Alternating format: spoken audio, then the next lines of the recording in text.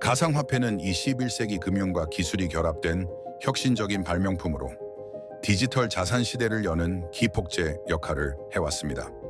그 중에서도 비트코인은 가장 대표적이고 최초로 등장한 가상화폐로 2008년 사토시 나카모토라는 익명의 창시자가 개념을 제안하고 2000년에 처음 블록이 생성되면서 시작되었습니다.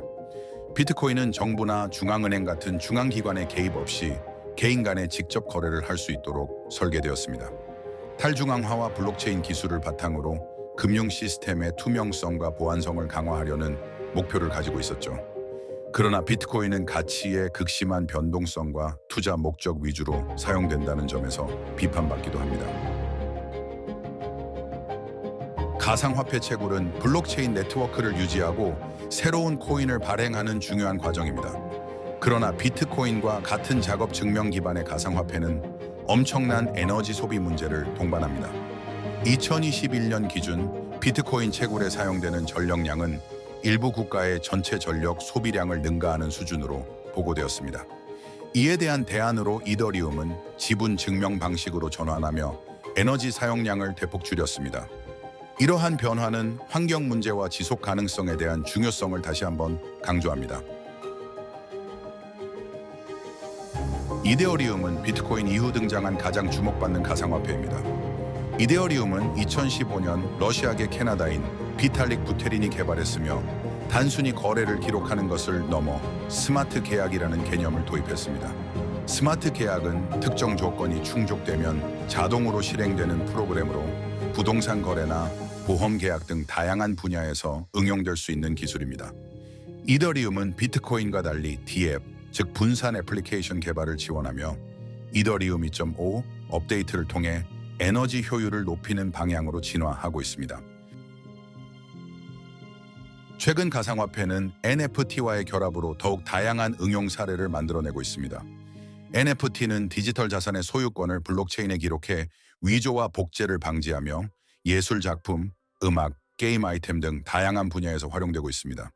이더리움은 NFT 시장의 주요 플랫폼으로 자리 잡고 있으며 디지털 콘텐츠 창작자들에게 새로운 수익 창출 모델을 제공하고 있습니다. 하지만 과도한 투기와 저작권 문제는 여전히 해결해야 할 과제로 남아 있습니다. 도지코인은 2013년 빌리 마커스와 잭슨 팔머가 인터넷에서 유행하던 시바견 밈을 활용해 재미삼아 만든 암호화폐입니다. 기술적 혁신보다는 커뮤니티 중심의 문화와 대중적인 지지를 바탕으로 성장했으며 앨런 머스크의 트윗이 주가를 끌어올린 대표적인 사례로 꼽힙니다. 도지코인은 비트코인이나 이더리움처럼 기술적 목적보다는 저렴한 수수료와 빠른 거래 속도로 사용되지만 변동성이 크다는 단점이 있습니다.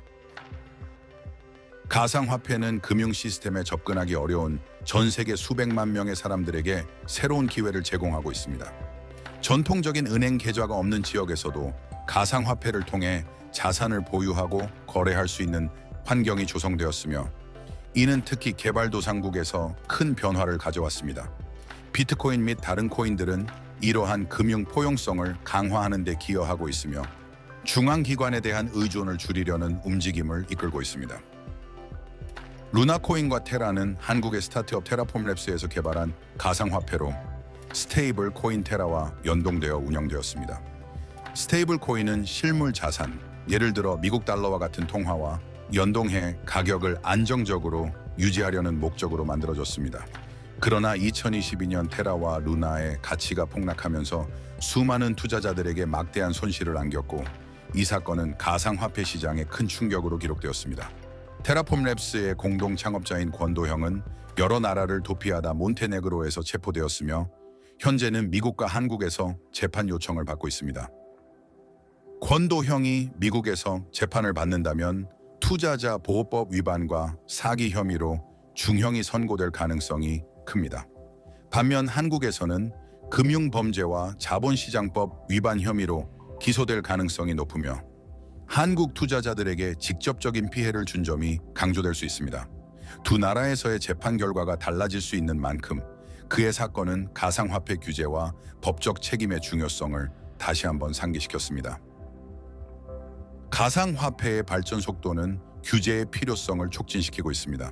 전 세계적으로 규제 기관은 가상화폐 시장의 투명성을 높이고 투자자를 보호하며 자금 세탁과 같은 불법 행위를 방지하기 위한 법적 장치를 마련하고 있습니다. 그러나 지나친 규제는 혁신을 저해할 수 있다는 우려도 제기됩니다. 특히 규제가 부족한 국가에서는 가상화폐를 활용한 사기 사건이 빈번히 발생하고 있습니다. 투자자들은 이러한 규제 환경에 변화를 주시며 대응 전략을 세울 필요가 있습니다. 그 외에도 리플은 금융기관 간의 국제 송금을 빠르고 저렴하게 처리하기 위해 개발된 코인으로 기존 은행 시스템과의 협력에 중점을 두고 있습니다. 카르다노는 환경 친화적인 블록체인을 목표로 학문적 연구를 바탕으로 개발된 코인이며 폴카닷은 서로 다른 블록체인 간의 연결성과 상호 운영성을 강화하는 데 초점을 맞추고 있습니다. 비트코인과 다른 가상화폐들을 비교해보면 비트코인은 가치 저장과 디지털금으로 불리며 탈중앙화와 보안성을 강조합니다.